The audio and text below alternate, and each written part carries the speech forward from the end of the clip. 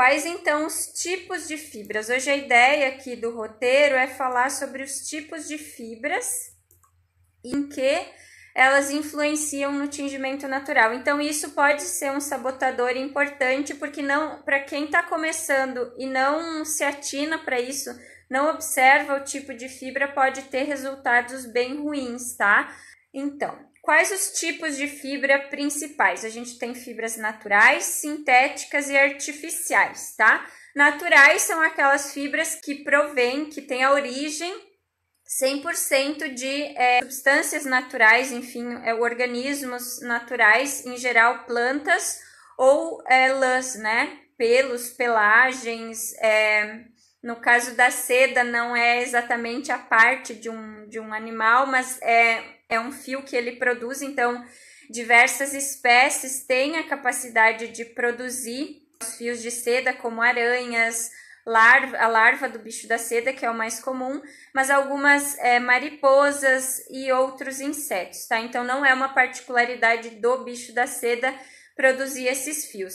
Já as lãs aí de animais, né?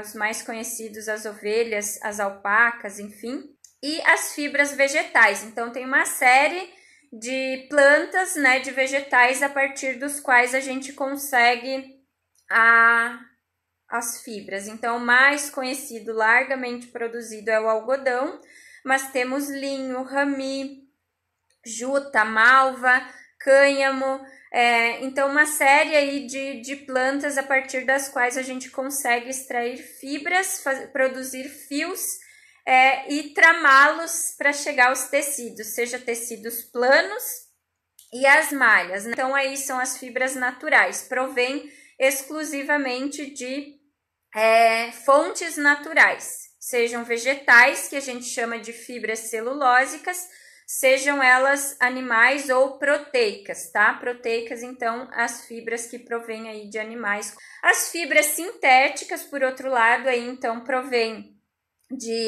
principalmente do politereftalato de etila, que é o PET. Então, por exemplo, o poliéster vem do mesmo material das garrafas PET, além de outros filamentos, mas também de origem do petróleo, de polímeros aí que provém do petróleo. Então são as fibras sintéticas. E as artificiais, elas têm uma origem natural, porém são produzidas artificialmente. Como? Então a viscose, o liocel, o modal são fibras produzidas a partir de uma pasta celulósica, independente da origem, ou seja, independente do vegetal que ela se origina. Essa pasta de celulose, depois que virou pasta, nem tem como identificar de que planta veio. E a partir dessa pasta de celulose, então, se produzem essas fibras, esses fios, que originam, então, a viscose, liocel, modal, por exemplo, tá? Então, temos 3 categorias. Cada uma dessas fibras, elas têm comportamentos diferentes em relação à sua decomposição, por exemplo. E aí, quando a gente começa a pensar em moda sustentável, em sustentabilidade, isso tem grande relevância.